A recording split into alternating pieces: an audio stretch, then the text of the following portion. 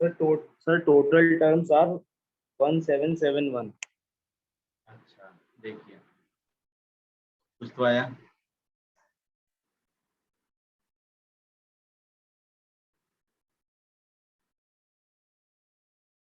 ठीक है गलती यस सर करना नहीं। 23 सीआरई आ रहा है। हाँ 23 C20। यस वही तो, सर। है ना, गलती करेंगे सीख जाएंगे, है ना, गलती करना बहुत जरूरी है, बहुत जरूरी। देखिए अभी इसी फॉर्मूले का यूज है ना। कर लिए, वॉमिक हो गया। यस सर हो गया। गुड। कानुप्रिया यस सर हो गया। हो गया। चलिए Bhumika. Yes sir. Yes sir. Vaishnavi का हुआ कि नहीं हुआ? वैष्णवी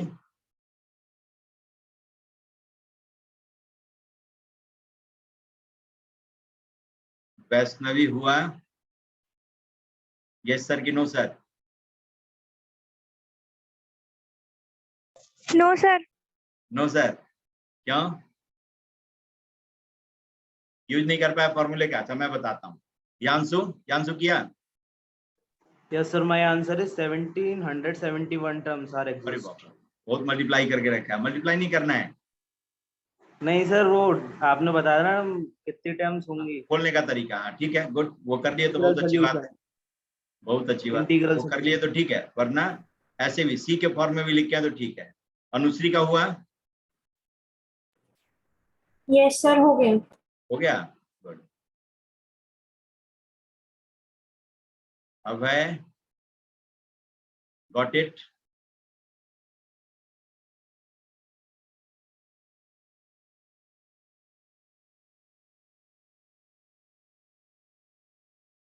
देखिए अब इसी फॉर्मूले का यूज है वैष्णवी के लिए। कोफिशिएंट ऑफ एक्स रेज पर 20 इन दिस। अब ये जीपी सीरीज है, जीपी सीरीज का सम आप लिखेंगे एक्स रेज पर 20 इन, है ना। अब इसमें ए के जगह पर 1 है अपने सीरीज में, आर के जगह पर x है, और n के जगह पर कितना है 21। ये रख देना है। नंबर ऑफ टर्म्स n है। ये हो जाएगा 1 into 1 minus x raise to the power 21 upon 1 minus x और रेज टू द पावर 4। इसको आप लिख सकते हैं coefficient of x raise to the power 20 in 1 minus x raise power 21 raise to the power 4, और नीचे से ले जाइए ऊपर, तो 1 minus x raise to the power कितना हो जाएगा -4, -4। है ना, -4।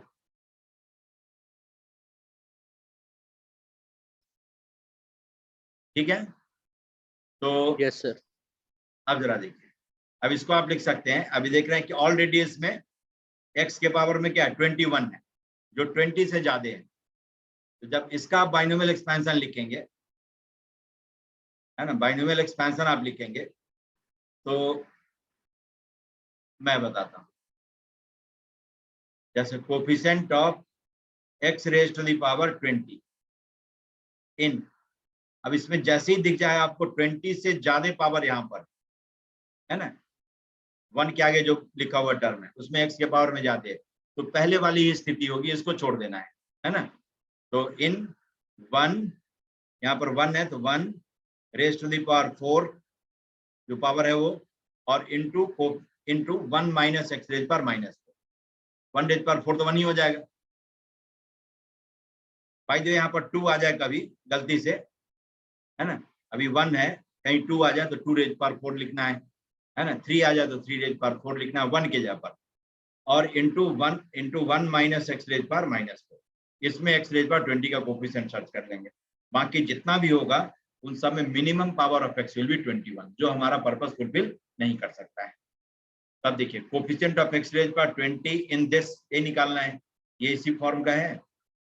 अब इसमें लिखिए 4 + 20 - 1 C20, है ना, 4 + 20 - 1 C20, जिसको आप लिख सकते हैं 23 C20। समझ गया, 23 C20,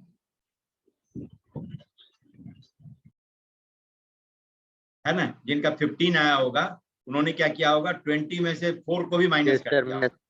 नहीं, आपने, ये गलती होती है, आपने 4 नहीं लिया होगा, -4 ले लिया होगा, पूरा माइनस नहीं लेना है। n जो है माइनस छोड़ करके जो नंबर है वो है n। Yes sir.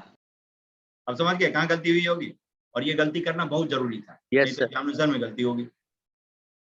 ठीक है, तो 4 + 20 -1 C20, ना कि -4 + 20 -1, तभी 15 आया होगा। ठीक है, अब ये आप कभी भी माइनस नहीं लेंगे, ये पहली और आखिरी बार था, ये करना जरूरी है। अब देखिए NCR = NCN - R, तो 23C3 हो गया, यही आया होगा सबका। Yes sir. Yes, sir. Yes sir. चलिए Yes, मयंक आ गया।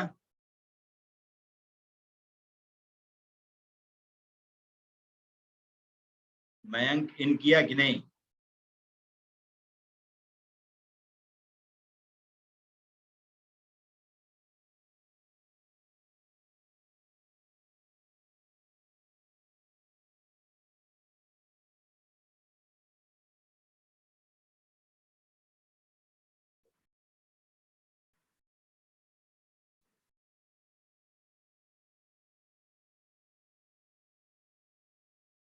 ठीक है, बाकी लोगों का आ गया सब? Yes, sir. आ गया, अरियान आ गया? Yes sir. Good good.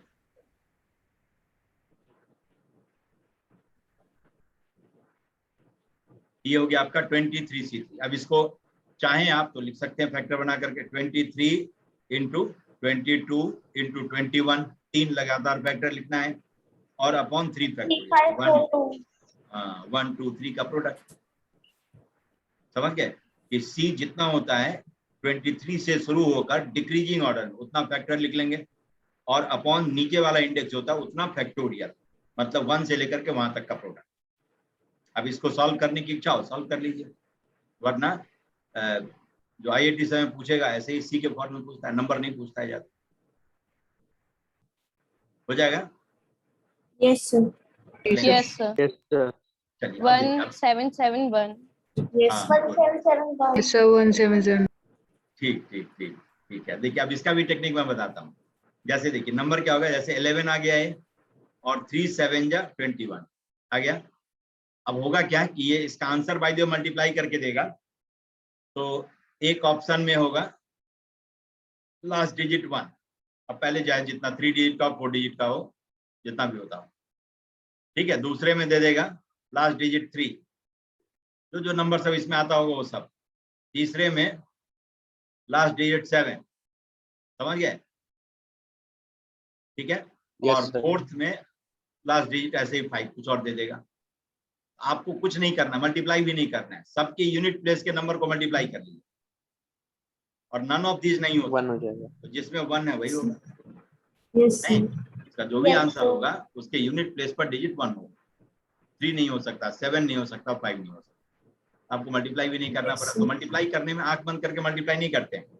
अब वो स्टेज आपका पार हो चुका है, जबकि स्कूल एग्जामिनेशन में आपसे यही खोजेगा, मल्टीप्लाई करके लिखो, ठीक है। लेकिन कॉम्पिटिटिव एग्जामिनेशन में ये आपको कहीं ना कहीं कुछ हिंट देगा, जिसके थ्रू आप उसको डिकोड कर सकते, Sir. ठीक है। समझ गए? Yes, sir. आ जाएगा।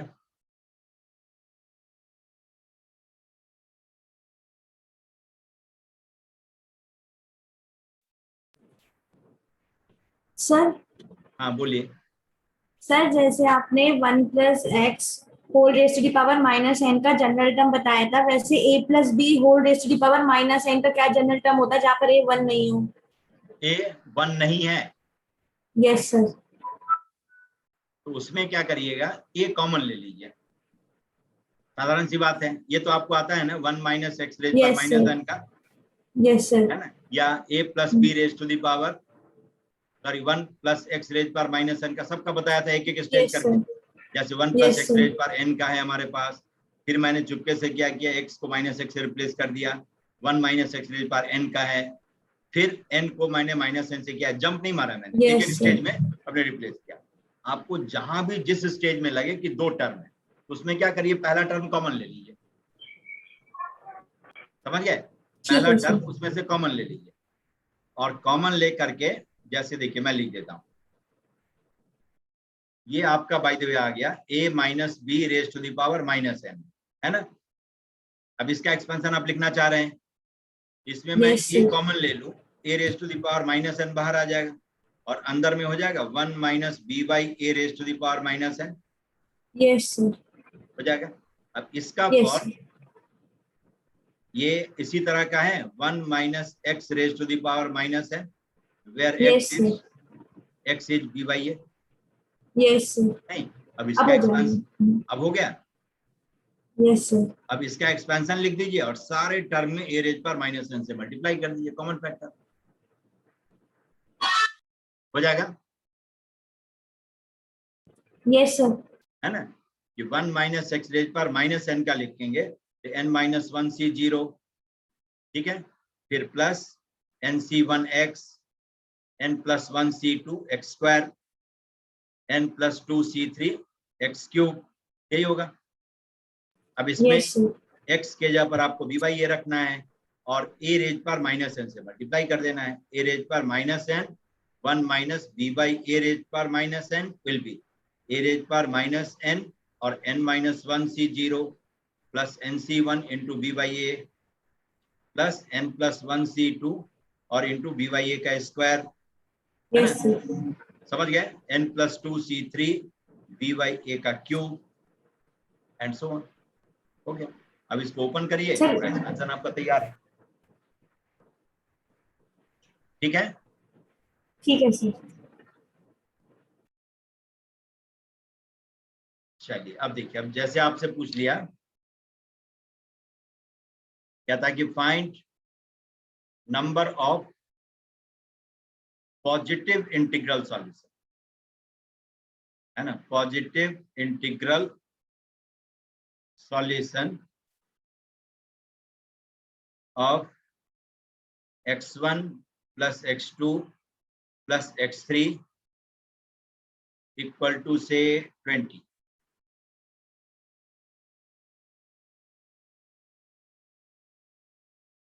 ठीक है, पॉजिटिव इंटीग्रल सॉल्यूशन। अब नॉन नेगेटिव नहीं कह रहा है, अब इसमें एक ऑप्शन आपसे हटा लिया, कौन सा? 0। 0।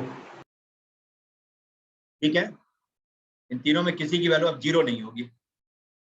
तो एग्जांपल एक दो लेकर के देखिए कि कैसा सॉल्यूशन हमें चाहिए। 1, 1 और 18, ये इसका सॉल्यूशन है। मतलब किसी एक वेरिएबल की मैक्सिमम वैल्यू आप कितना रख सकते हैं? 18, और मिनिमम कितना रख सकते हैं? 1। 1 से कम नहीं रख सकते और 18 से ज्यादा नहीं रख सकते। ठीक है, ऐसे ही ये 18 तो बाकी दोनों 1, बाकी जितना पॉसिबल कॉम्बिनेशन होगा वो सब चलेगा। 10, 5, 5, है ना?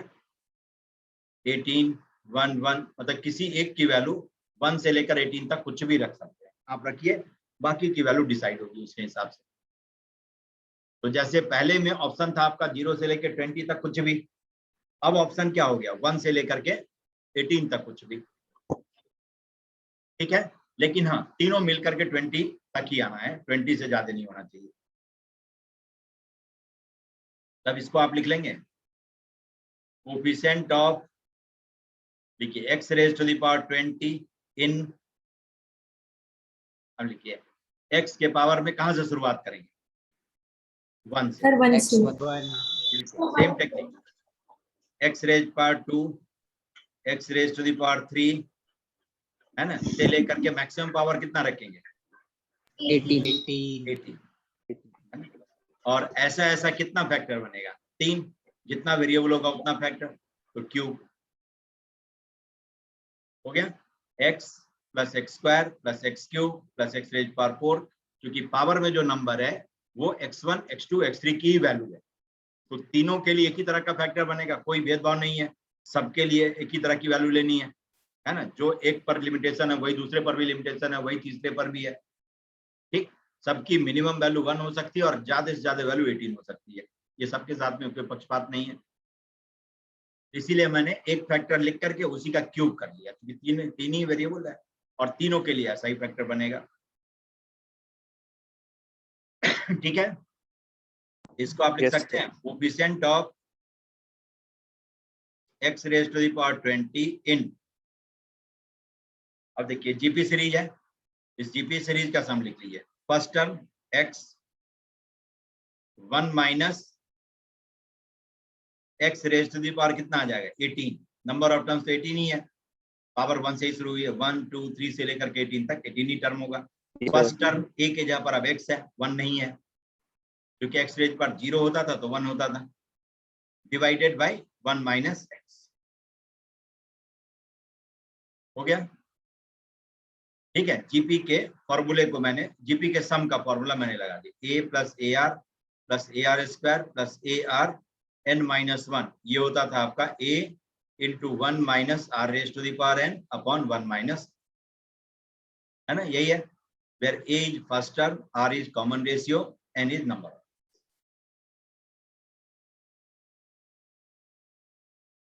ठीक है, तो अब देखिए इसको लिख सकते हैं आप कोफिशिएंट ऑफ x रेज पर 20 इन, ये x क्यूब ये कॉमन आ गया, फिर 1 माइनस एक्स रेज पर 18 का क्यूब ये भी आ गया, और डिनोमिनेटर से 1 माइनस एक्स है उसको ऊपर ले जाएंगे तो 1 माइनस एक्स रेज पर -3 माइनस, है ना, क्योंकि डिनोमिनेटर में होता 1 माइनस एक्स का क्यूब, तो न्यूमरेटर में जाएगा तो 1 माइनस एक्स रेज पर -3।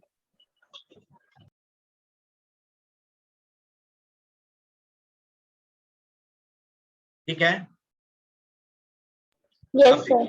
अब एक एक करके मैं Yes, sir. डिकोड करता हूँ। ये एक्स क्यूब इन दोनों के प्रोडक्ट के हर एक टर्म में मल्टीप्लाई होगा, नहीं, एक्स क्यूब जो है इन दोनों के प्रोडक्ट के हर एक टर्म में मल्टीप्लाई होगा, कॉमन फैक्टर है, कॉमन फैक्टर तो सब में मल्टीप्लाई होता है। तो इसका मतलब इन दोनों के प्रोडक्ट में जो एक्स रेज पर 17 वाला टर्म होगा उसी में एक्स क्यूब से मल्टीप्लाई करेंगे तो एक्स रेज पर 20 वाला टर्म बनेगा। Yes sir. है ना, तो क्यों नहीं ऐसा काम करें, और चूंकि एक्स क्यूब का कोफिशिएंट तो 1 ही है, ये तो कोफिशिएंट को नहीं बढ़ाएगा घटाएगा, पावर सिर्फ 17 को 20 बना देगा। तो कोफिशिएंट ऑफ एक्स रेज पर 17 सर्च कर लें इन 1 माइनस एक्स रेज पर 18 का क्यूब और इंटू 1 माइनस एक्स रेज पर -3 में, तो एक्स क्यूब से मल्टीप्लाई हो करके वही टर्म एक्स रेज पर 20 का कोफिशिएंट बना देता। जो इन दोनों के प्रोडक्ट में एक्स रेज पर 17 का कोफिशिएंट होगा वही एक्स क्यूब से मल्टीप्लिकेशन के बाद एक्स रेज पर 20 का कोफिशिएंट बनाता। Yes sir. इसी को समझ गए? ठीक है सर, एक और बार बता दीजिए। एक बार और बताता हूँ। देखिए ये दोनों जो कर्ली ब्रैकेट के अंदर में फैक्टर है, इन दोनों को मल्टीप्लाई करके, है ना, इन दोनों को मल्टीप्लाई करके जो टर्म आप लिखेंगे उसमें जो भी एक्स रेज पर 17 वाला टर्म होगा, जो भी x raise to the power 17 वाला टर्म होगा वही एक्स क्यूब से मल्टीप्लिकेशन के बाद एक्स रेज पर 20 वाला टर्म बनाएगा। Yes sir. ये बात समझ गए? Yes sir. इस कर्ली ब्रैकेट के अंदर में 1 माइनस एक्स रेज पर 18 का क्यूब है, या आप a माइनस बी के क्यूब से ओपन कर सकते हैं।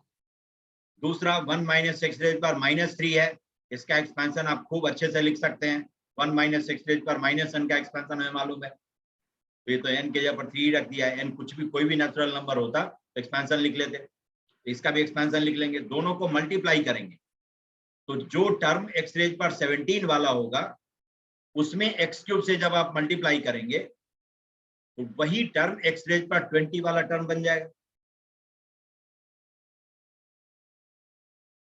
इस बात को समझ गए? यस कि नो बताइए। Yes sir. Curly Yes, bracket का मतलब दोनों फैक्टर के प्रोडक्ट का जो टर्म एक्स रेज पर 17 वाला है उसी में एक्स क्यूब से जब आप मल्टीप्लाई करेंगे तो उसमें पावर बढ़ करके 20 हो जाएगी उसकी, क्योंकि मल्टीप्लिकेशन में बेस सेम होता है तो power will be added. Yes, sir. तो एक्स रेज पर 17 को एक्स क्यूब से मल्टीप्लाई करेंगे तो new power generated will be x raise पर 20।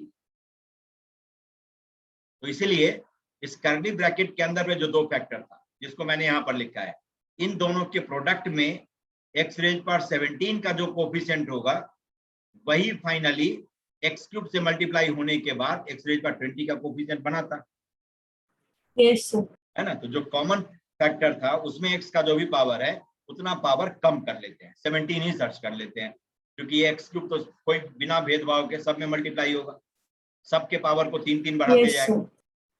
तो 17 वाले को ही ये 20 करेगा। तो करली ब्रैकेट में x रेज पावर 20 का कोफिशिएंट हमें लाना हो तो इसका मतलब x रेज पावर 17 वाले में x क्यूब से मल्टीप्लाई करेंगे तो x रेज पावर 20 आ जाएगा। तो करली ब्रैकेट वाले दोनों फैक्टर के प्रोडक्ट में, है ना, ब्रेसेस, ये जो करली ब्रैकेट के अंदर में दो फैक्टर था, इन दोनों के प्रोडक्ट में x रेज पावर 17 का कोफिशिएंट सर्च कर लीजिए। In fact, that term will make the term containing x raised power 20 after multiplication with x cube. Sir 19 CT x cube आ गया? Sir 19C2। Yes sir. ठीक है, अब answer ही आप बोल रहे हैं। Yes, sir. धीरे धीरे Yes, sir. हाँ, मुझसे Yes, पहले आप yes, बोलेंगे। sir. देखिए आप x रेज पावर 17 हमें चाहिए का कोफिशिएंट, और यहाँ ऑलरेडी कितना दिख रहा है 18, इसका मतलब बेकार है ना। इसमें 1 को छोड़ करके बाकी कोई भी टर्म हमारी मदद नहीं करेगा। तो आप लिख Yes, सकते हैं this is equivalent to coefficient of x raise power 17 in 1 cube 1 raise power 3 और into 1 minus x raise power -3। ये हो गया 3 + 17 - 1c 17 मतलब 19c 17 मतलब 19c2, 19 - 17 is 2, 19c2 खत्म हो गया। इसको आपको खोल के लिखना हो तो 19 × 18, दो फैक्टर डिक्रीजिंग ऑर्डर में, और अपॉन 1 × 2, तो 19 × 9, ये भी 1 एंडिंग होगा। ठीक है, इसको देख के बताइए, सब लोग समझ गए? यस कि no? Yes, Yes, sir. Yes sir. 171. है ना, आगे देखिए।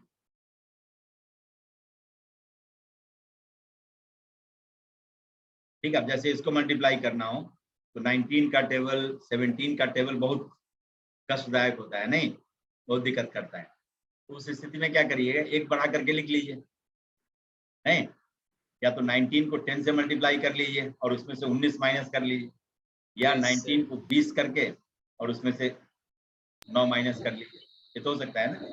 जैसे इन सब में दिक्कत हो, जैसे 19 इंटू, ये सब टेक्निक अब यूज करिएगा, बड़े हो गए तो अब टेबल ही पढ़ते रहेंगे तो मुश्किल हो जाएगी। इसको लिख सकते हैं ऐसे ना, नहीं, 171 हो जाएगा। Yes sir. Yes, ठीक है, sir. हाँ, तो ये सब करते रहिएगा, ये नहीं कि टेबल ही नहीं आता। इसको लिख सकते हैं ऐसे 10 - 1 तो 190 - 19, जो भी अच्छा लगे वो कर सकते हैं। इसमें माइनस करना थोड़ा अच्छा है, पहले वाले में नहीं, 9 ही माइनस करना होगा, 180 में से 9 माइनस कर दी 170। ठीक है, तो इन सब का यूज करते रहिएगा, ये नहीं कि 19 का टेबल रखते हैं या गलती बल्ती करते रहते हैं, उधर नहीं करते। राउंड फिगर में नजदीक तक जो पहुंचता हो वहां तक ले जाइए, और जितना माइनस करना होगा प्लस करना होगा कर दीजिए। ठीक है, जैसे 17 का होगा 15 + 2 कर सकते हैं। 17 में दिक्कत होती हो, 15 में तो कोई ज्यादा दिक्कत नहीं होती है, 15 + 2 कर लीजिए, 20 - 3 कर लीजिए, तो ज्यादा अच्छा रहेगा। समझ गए? इन सब टेक्निक का यूज करिए। अब टेबल का रोना गाना नहीं गाते। कैसे, चलिए, आपको कहता है कि find number of non negative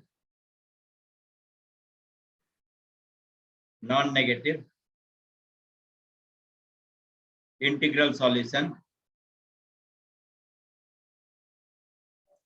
non negative integral solution of, या नॉन नेगेटिव नहीं, पॉजिटिव निकाल लेते हैं ना, पॉजिटिव निकाल,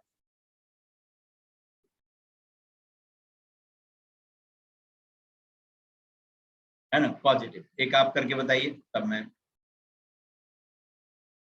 आगे बताता हूं। Positive integral solution of x1 + x2 + x3 + x4, ठीक है, इक्वल टू 50।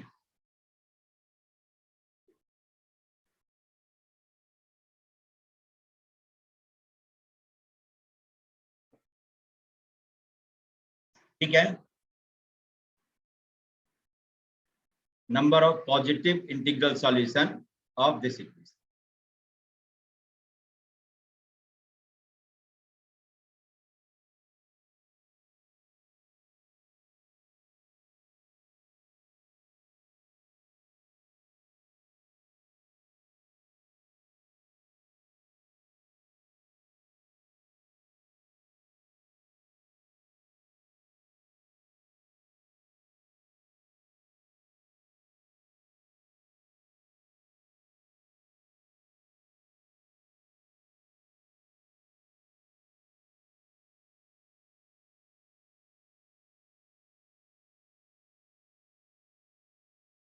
ठीक है, अन्वेषा कर रहे हैं आप? Yes, sir. अन्वेषा कर रहे हैं?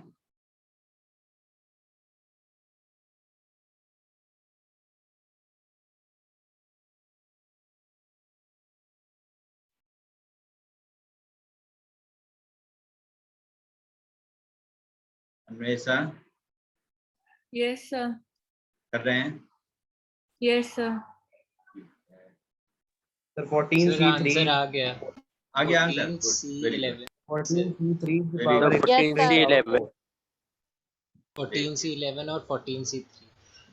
yes sir सब लोगों का आ गया? Yes, Yes, sir. हाँ, Yes. देखिए Yes, sir. मुझसे Yes, पहले आ जाएगा वो आपका। Coefficient of x raise power 15 in क्या लिखेंगे? x raise power 1, x raise power 2, x raise to the power 3 से लेकर कहां तक? मैक्सिमम पावर कितना लिखेंगे? 13. X raised The to 30. 12 हैं? Sir, 12। 12. हाँ, 13 भी लिखेंगे तो गलती नहीं होगी, है ना? कम से कम 12 तक लिखना ही है। 13, 14, 15 आप लिखते हैं तो कोई फर्क नहीं पड़ेगा। समझ गए? आगे चल करके आपको मैं और फ्री करूंगा, अभी थोड़ा बांध करके रखता हूँ जिससे कि आप कुछ काम करें, है ना? 12, 13 भी लिखेंगे तो भी चलेगा, है ना? 12 तक होना चाहिए, क्योंकि 13 हमारा मदद ही नहीं करेगा। मान लीजिए एक की वैल्यू 13 रख लें तो x1 की वैल्यू 13 हमने रख लिया। अब x2, x3, x4 तीनों मिल ही नहीं सकता किसी कीमत पर, पॉजिटिव इंटीजर, जिससे कि तीनों चारों का सम 15 हो जाए, नहीं तो अपने आप सॉल्यूशन नहीं देगा, इसलिए कोई अंदर नहीं पड़ेगा। लेकिन 12 तक जेन्युइनली हमें रखना है, 12 तक आपको मिल सकता है। किसी एक की वैल्यू 12 रखेंगे तो बाकी तीन की वैल्यू 1 1 रख दें, दैट विल मेक 50। ऐसा सॉल्यूशन हो सकता है, ठीक है? अब देखिए कोफिशिएंट ऑफ x रेज पर 15 इन, ये जीपी सीरीज है, इसका सम लिखेंगे तो a into 1 minus x raise पर 12, क्योंकि कॉमन रेशियो x ही है और नंबर ऑफ टर्म्स इसमें 12 है, तो 1 minus r raise to the power n upon 1 minus r और whole raise to the power 630 terms आ रहा है। आ गया? Yes sir. ये आ गया कोफिशिएंट ऑफ x रेज पर 15 in x raise to the power 4, और ये आ गया आपका 1 माइनस x रेज पर 12 whole raise to the power 4 और 1 माइनस x रेज पर -4, डिनोमिनेटर से गया है इसलिए पावर ऊपर जाकर के नेगेटिव हो जाएगी, है ना? अब क्या करेंगे?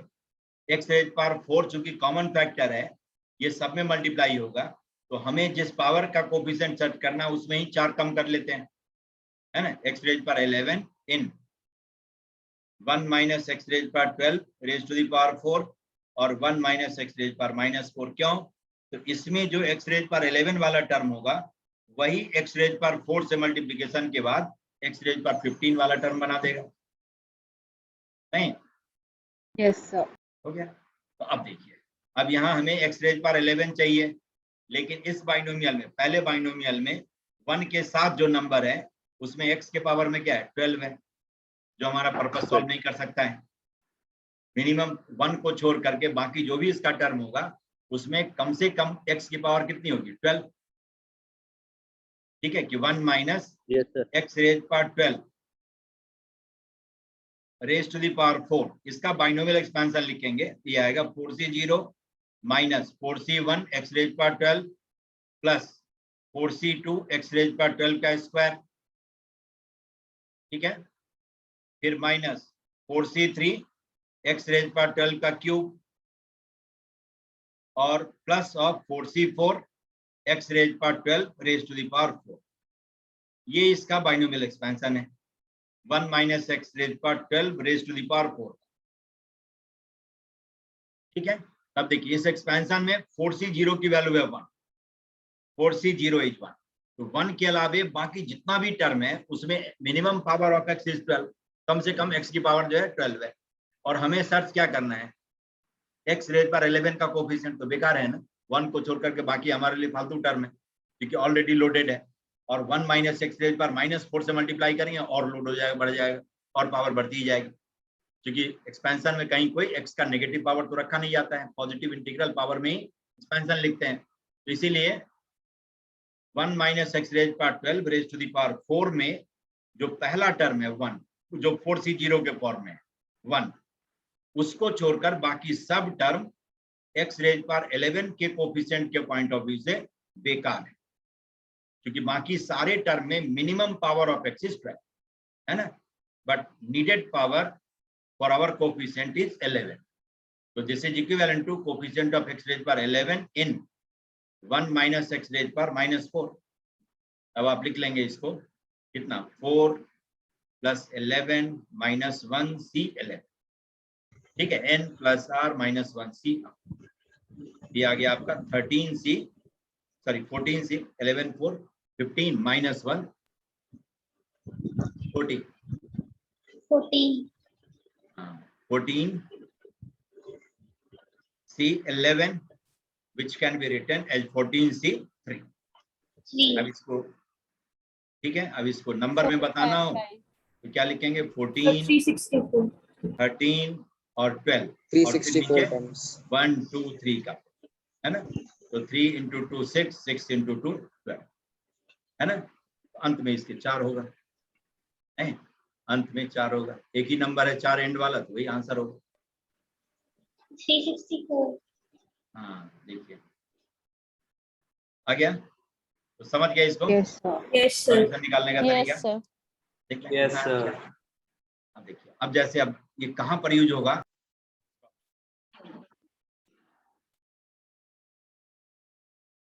ठीक है,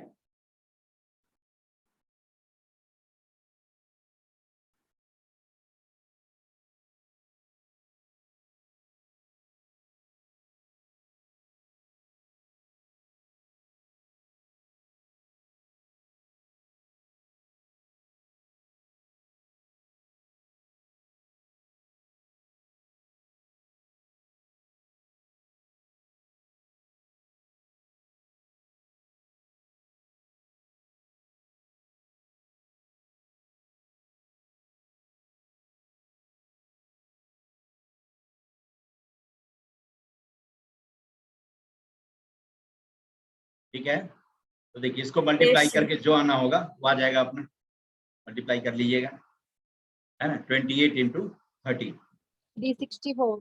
364. Yes, sir. 364. Yes, sir. Yes, sir. चलिए 364 आ गया, तो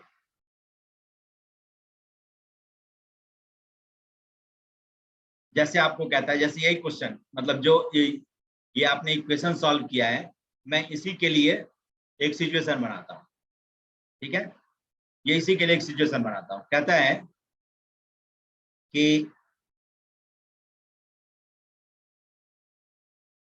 4 डिफरेंट कलर के बॉल का पाइल रखा हुआ है ना, 4 डिफरेंट कलर का, रेड बॉल्स है, रेड है, ग्रीन है, ठीक है, ब्लैक है और white,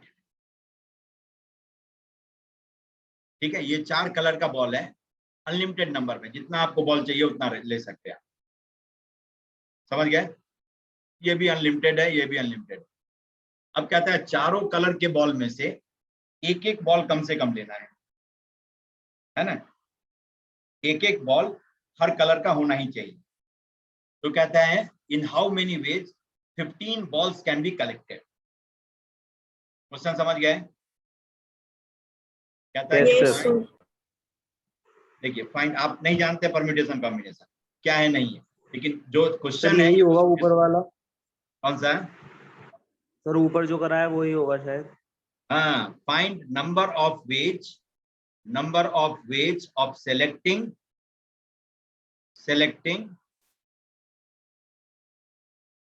15 balls from the given piles of balls of 4 different colors, ठीक है, so that at least one ball of each color is selected।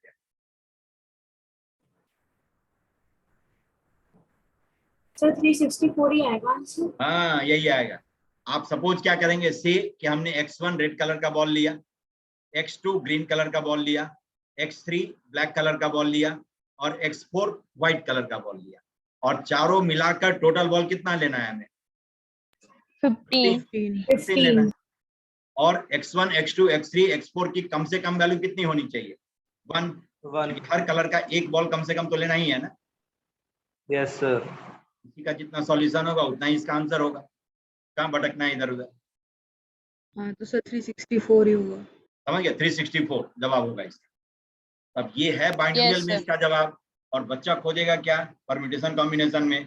और दुख की बात क्या है कि एनसीईआरटी में ये नहीं लिखा हुआ है, ये नहीं पढ़ना है ना। एनसीईआरटी के सिलेबस में ये नहीं है, लेकिन ये क्वेश्चन एनसीईआरटी के सिलेबस में है कि गिनती करना है तो कहेगा कि ऐसे ही गिनो, गिन के बताओ। तो ज्यादा तो नहीं कहा कि 5000 बॉल गिनना है, 15 बॉल तो बोला है, ऐसे भी गिन सकता है लोग, नहीं तो डिनाई नहीं कर सकते हैं। लेकिन जब मान लीजिए अपने वाला तरीका से सॉल्व करेंगे तो आपको टाइम काफी लगेगा, उसमें दिक्कत होगी। इसके लिए ये सब आपको शॉर्टकट अप्रोच देता है ना। ऐसे ही कहेगा जैसे ये है, find number of positive integral solution. ये तो 20 हो गया, वही कि 3 कलर का बॉल है, उसमें से एक एक बॉल लेना है कम से कम हर कलर का, और टोटल 20 ही होना चाहिए। उसका कितना होगा यही लिख लेंगे, x1 + x2 + x3 = 20, क्योंकि 3 ही कलर का बॉल था और हर कलर में से कम एक बॉल लेना है, तो इसीलिए इसी का जितना पॉजिटिव इंटीग्रल सॉल्यूशन होगा उतना ही टोटल अपना सॉल्यूशन हो जाएगा। ठीक है? Yes sir. Yes sir. है ना। ऐसे ही जहां पर नॉन नेगेटिव इंटीग्रल सॉल्यूशन था तो कहेगा कि एक बॉल, एक कलर का भी सारा बॉल ले सकते हो। जैसे नॉन नेगेटिव इंटीग्रल सॉल्यूशन है तो उसी में कह देगा कि 4 डिफरेंट कलर का जो बॉल्स रखा हुआ है उसमें टोटल 20 बॉल, टोटल 20 बॉल, कोई शर्त नहीं दिया। ये नहीं कहा कि कम से कम एक बॉल हर कलर का होना चाहिए। इसका मतलब एक ही कलर का 20 बॉल भी ले सकते हैं आप, और चूंकि अनलिमिटेड बॉल्स है, हर पाइल में 1.5 लगा हुआ है बॉल का, एक कलर के बॉल का, उसमें से 20 चाहे तो 20 आप ले सकते हैं। तो उस केस में क्या करेंगे, इसका नॉन नेगेटिव इंटीग्रल सॉल्यूशन करेंगे, जब कम से कम एक नहीं हो। ठीक है, समझ गया पूरी बात? Yes sir. Yes, sir. अब चलिए अब एक और मैं डिस्कस कर देता हूं इसको, है ना। और इस पर सोचिएगा, यही सवाल सब, यही क्वेश्चन सब लेकर के अपने से भी देखिएगा तो कई चीज मिलेगा आपको। और सॉल्व करने के दौरान क्या क्या दिक्कत होती है जब आप फेस करेंगे तो आप समझ जाएंगे। जैसे इन चारों का सम 15 है ना। x1 + x2 + x3 + x4 = 15, और इन सब की x1 x2 सबकी कम से कम वैल्यू कितनी लेनी है? 1। x1 = 1, yes x2 sir. = 1, x3 = 1, यही सब है। तो इसका मतलब कह सकते हैं x1 - 1 > 0, ऐसे ही x2 - 1 > 0, और यहां भी कह सकते हैं x3 - 1 will be greater than or equal to 0। अब मैं x1 - 1 को u1 ले लूं, ये लिख सकता हूं कि u1 is greater than or equal to 0, u2 is greater than